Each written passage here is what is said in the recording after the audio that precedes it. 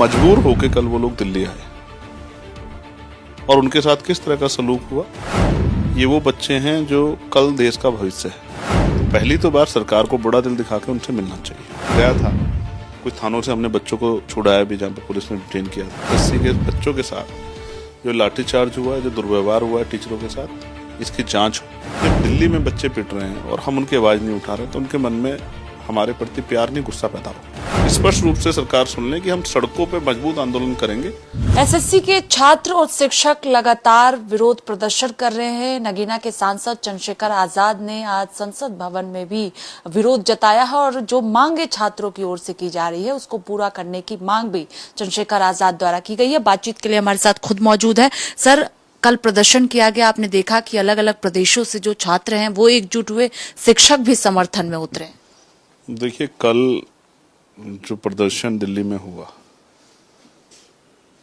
वो ऐसा नहीं है कि वो एक दिन का जो आक्रोश है उसकी वजह से हो गया। लगातार जिस तरह से एसएससी के बच्चे और उनके टीचर्स को इस तरह से देखिए कि वो चाहते हैं कि हमारे बच्चे कामयाब होकर निकले, आगे बढ़ें, जिससे कि उनका भी नाम ऊंचा हो, नाम रोशन हो, और उन बच्चों को भी जो प्रिपरेशन कर रहे हैं तो इस तरह के इंप्रेशन मिलते रहें कि भाई हमारे साथ के बच्चे आगे बढ़ गए।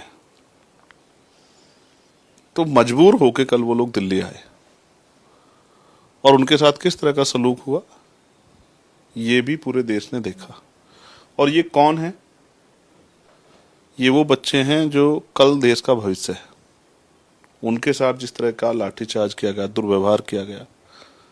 भारत एक लोकतांत्रिक देश है और देश की राजधानी में अगर जंतर मंतर पे आके कोई अपनी आवाज उठाना चाहता है, अपने मुद्दे उठाना चाहता है, तो पहली तो बार सरकार को बड़ा दिल दिखा के उनसे मिलना चाहिए, उनकी परेशानियों को सुनना चाहिए, समझना चाहिए, उस पर किस तरह से हम उनकी मदद कर सकते हैं इस बारे में कोशिश करनी चाहिए।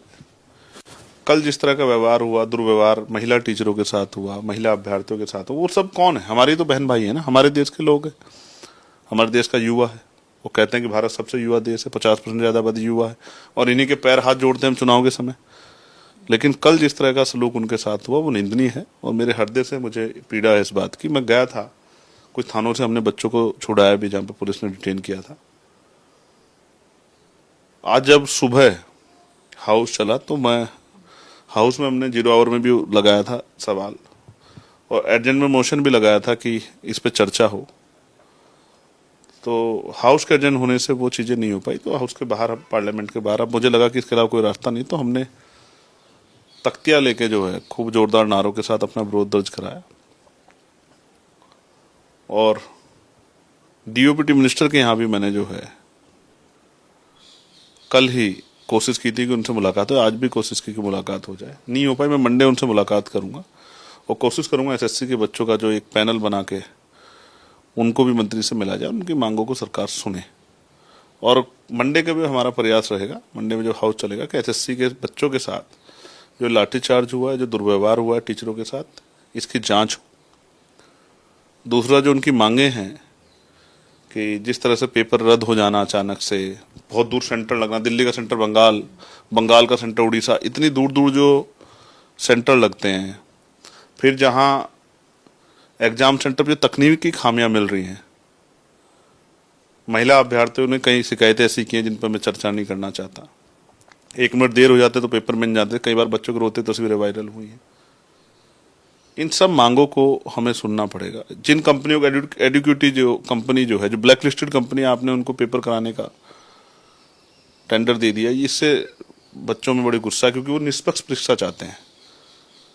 आप ये देखिए, कोई समय सीमा नहीं है परीक्षा की भी और रिजल्ट की भी कोई समय सीमा नहीं, यूपीएससी की तरह की समय सीमा तय हो। तो जो बच्चों की मांगे, हम लोग उनके साथ खड़े हैं और मैं उनको विश्वास दिलाता हूं कि इतनी शक्ति हम में आजाद समाज में, सड़क पे, पार्लियामेंट में हम उनकी आवाज को उठाएंगे, उनकी लड़ाई को लड़ेंगे। वो अकेले नहीं है और अगर सड़क पे आके आंदोलन करना पड़ा तो हम उनके साथ रहेंगे, लाठी खानी पड़ी तो लाठी भी खाएंगे, लेकिन अपने भाइयों को, बहनों को अकेला नहीं छोड़ेंगे। गुस्सा और आक्रोश देखा गया कि किस तरह से विरोध जताया जा रहा है। ये भी छात्रों द्वारा कहा जा रहा है कि जो सेंटर है वो भी कई जगहों पर जो है ब्लैंक है, कहाँ पर छात्र जाकर परीक्षा देंगे इसकी जानकारी भी नहीं दी जा रही है कार्ड में, एडमिट कार्ड। बिल्कुल बिल्कुल सहमत हूं। और एक दिन पहले, जैसे कल पेपर है, आज पेपर बच्चे पहुंच गए परीक्षा केंद्र, आपने पेपर कैंसिल कर दिया है। तो ये जो चीजें हैं, इनसे बच्चों के अंदर अविश्वास पैदा हो रहा है। निष्पक्ष और पारदर्शी परीक्षा होनी चाहिए। और जैसा मैंने कहा, जो व्यवस्थाएं हैं, चाहे वो तकनीकी रूप से या व्यवहारिक जो व्यवस्थाएं, वो दूर होनी चाहिए। और एक निश्चित समय पर परीक्षा हो यूपीएससी की तर्ज पर, और एक निश्चित समय पर रिजल्ट आए, ये बहुत महत्वपूर्ण है। और सेंटर की जो दूरियां हैं वो कम की जाएं। गरीब परिवारों के बच्चे आगे बढ़ना चाहते हैं, माँ बाप ने पेट काट के, अपनी कर्ज लेके, अपनी जमीनें गिरवी रख के उनको यहाँ पढ़ने के लिए भेजा है। कई कई साल भर्ती नहीं आ रही, और एक एक परीक्षा अगर आ भी गई, भर्ती आ भी गई, तो वो उसमें नियुक्ति में इतनी देरी हो जा रही है कि बच्चा हिम्मत ही तोड़ दे रहा है। तो ये जो अन्याय है, कहते हैं ना कि अगर न्याय में देरी होती है तो वो भी अन्याय होता है। तो ये जो देरी हो रही है, ये बच्चों को मानसिक पीड़ा पहुंचा रही है। और आप देखिए, बड़े पैमाने पर नौजवानों ने पिछले कुछ समय से सुसाइड किया है। कहीं ना कहीं सरकार इसके लिए दोषी है। इसलिए मैंने आदरणीय प्रधानमंत्री जी से और डीओपीटी मिनिस्टर जो हैं उनसे भी, एमएस जो है उनसे भी ये मांग की है कि वो बच्चों से मिले। और मैंने खुद जो एसएससी के चेयरमैन है, उनको लेटर भी लिखा है। आप देखिए, किसी इंस्टीट्यूशन में अगर कोई बच्चा सिलेक्ट होकर जाएगा तो वो कितने बच्चों के लिए नई उम्मीदें पैदा कर देगा। इसलिए टीचरों में भी ये अविश्वास बन गया कि भाई कल हो सकता है कि वो बच्चों को जिस तरह आगे बढ़ाना चाह रहे, आगे बढ़ने की बजाय वो बच्चे पीछे ना चले जाएं। तो इसलिए कल टीचर्स भी उनके साथ कूद गए मैदान में, और फिर उनके साथ किस तरह का लाठीचार्ज हुआ, हिंसा हुई, उसकी भी जांच होनी चाहिए। ऐसी भी मैं जो है सरकार से मांग करता हूँ। एसएससी परीक्षा की बात करें तो शुरू से देखा गया है कि कई तरह की खामियां निकलकर सामने आती है। आपको लगता है कि सरकार को तुरंत इस पर ध्यान देने की जरूरत है, क्योंकि छात्र परेशान है, शिक्षक परेशान है, तभी सड़कों पर उतरे हुए हैं। और देखा गया कि अलग अलग राज्यों से बड़ी संख्या में छात्र पहुंचे हुए थे प्रदर्शन करने के लिए। तो क्या चंद्रशेखर आजाद जब तक मांगे पूरी नहीं हो जाती छात्रों की, तब तक उठाते रहेंगे संसद में? बिल्कुल उठाता रहूंगा। मैंने अभी अपने 0 आवर लगाया है, एजेंट में मोशन लगाया, उसमें मैंने फिर से ये विषय रखा है, क्योंकि मैं समझता हूँ कि ये सबसे महत्वपूर्ण विषय है। ऐसा यार बहुत महत्वपूर्ण विषय मानता हूँ, लेकिन मैं आज पक्ष के साथ विपक्ष से भी मेरी थोड़ी सी तकलीफ है। क्योंकि जब दिल्ली में बच्चे पिट रहे हैं और हम उनकी आवाज नहीं उठा रहे, तो उनके मन में हमारे प्रति प्यार नहीं, गुस्सा पैदा होगा। हम सबकी जिम्मेदारी है कि हम विपक्ष के लोग आवाज उठाएंगे तो सरकार को मजबूर हो करना पड़ेगा। मैं इसका उदाहरण आपको बताता हूँ। हाउस नहीं चल रहा था, लेकिन मैंने पार्लियामेंट में बड़े जोर शोर से तख्तियों के साथ आवाज उठाई। उत्तर प्रदेश में जो स्कूल मर्ज करके बंद किए जा रहे हैं, भारत समाचार ने उसको कवर भी किया है। और जब 0 आवर में मुझे 2 दिन पहले मौका मिला, तो मैंने इस बात को उठाया। और मैंने जो विशेष लाइन उसमें रखी थी कि 2009 में राइट टू एजुकेशन का, शिक्षा का अधिकार जो कानून बना, उसमें ये कहा गया स्पेशली कि किसी भी कीमत पे 1 किलोमीटर से ज्यादा दूर स्कूल नहीं होना चाहिए बच्चों के लिए। अब 1 किलोमीटर से ज्यादा स्कूल नहीं होगा, इसकी जिम्मेदारी सरकार की है। और कॉन्स्टिट्यूशन का जो आर्टिकल 254 है, वो ये कहता है कि अगर पार्लियामेंट द्वारा, यानी कि संसद और राज्य द्वारा, क्योंकि ये संवर्ती सूची में आता है संविधान की 7वीं, तो अगर कोई कानून राज्य और केंद्र द्वारा बनाया गया है, क्योंकि दोनों के कानून बनाने का अधिकार है, तो अगर टकराव होता है कानूनों में, तो केंद्र के कानून को मानना अनिवार्य होगा। तो मैंने कहा कि जब आरटी के जरिए 2009 में कानून आ गया है कि 1 किलोमीटर ज्यादा, तो फिर ये उत्तर प्रदेश सरकार इसका उल्लंघन करके इसको क्यों जो है मर्ज करा रही है। तो कल मिनिस्टर ने उसी बात को बोला, संदीप सिंह जी ने, कि 1 किलोमीटर से दूर जो स्कूल है, उस स्कूल को हम लोग मर्ज नहीं करेंगे।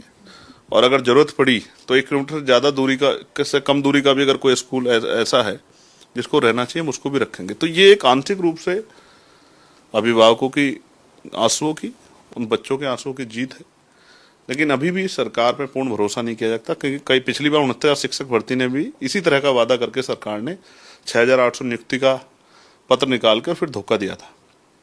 तो हम लोग भरोसा नहीं कर रहे, लेकिन हम लोग लगे हुए हैं और हम इस लड़ाई को लगातार, और हमने तो चैलेंज किया था, मैंने पार्लियामेंट से कहा कि मेरी चेतावनी है सरकार को, अगर सरकार ये जन विरोधी नीति अपनी बंद नहीं करेगी तो स्पष्ट रूप से सरकार सुन ले कि हम सड़कों पर मजबूत आंदोलन करेंगे। हम किसी भी कीमत पर चुप नहीं बैठेंगे, क्योंकि शिक्षा हमारा हथियार है, अधिकार है। कानूनी रूप से अधिकार और बाबा साहब अम्बेडकर ने कहा हमारे लिए हथियार है। क्या सरकार गरीबों की विरोधी है? क्यों सरकार नहीं चाहती गरीबों के बच्चे पढ़ लिख के डॉक्टर, इंजीनियर, आईएएस, आईपीएस बने, गरीबी बेबसी से बाहर निकले? तो ऐसा लगता है कि उनकी जिंदगी को वहीं रोकने का प्रयास किया जा रहा है उत्तर प्रदेश सरकार द्वारा। इसलिए यह अन्याय हम लोग स्वीकार नहीं करेंगे और हम लोग इसके खिलाफ लड़ाई लड़ते रहेंगे। आखिरी सवाल है, इससे हटकर एसआईआर का जिक्र आपने किया है, तो राहुल गांधी द्वारा आज गंभीर आरोप चुनाव आयोग पर लगाया गया और कहा गया कि वोट चोरी की जा रही है, सबूत उनके पास है, अगर वो सबूत बाहर आ जाएगा तो बहुत तरह की बात राहुल गांधी ने आज कही है चुनाव आयोग को लेकर। भारत के खिलाफ चुनाव आयोग काम कर रहा है, ये भी आरोप लगाया गया राहुल गांधी द्वारा। अब ये आप कह रही हैं, मेरी जानकारी में ऐसी कोई बात, मैंने इस तरह का कोई बयान सुना नहीं है। अगर कोई ऐसा सबूत है तो उनको सार्वजनिक कर देना चाहिए, ये उसको लेकर माननीय सर्वोच्च न्यायालय जाना चाहिए। उसको छिपा के कर क्या होगा? मैं तो ये समझता हूं अगर ऐसा नेता विपक्ष के पास कोई भी ऐसा सबूत है, उसको सार्वजनिक करके देश की जनता को दिखाना चाहिए, जो देश की जनता को पता लगे इलेक्शन कमीशन के बारे में। और अगर उससे भी आगे बढ़ के कानून लड़ने के, उसको सर्वोच्च न्यायालय ले जाना चाहिए और उस पर इलेक्शन कमीशन को कार्रवाई करवानी चाहिए।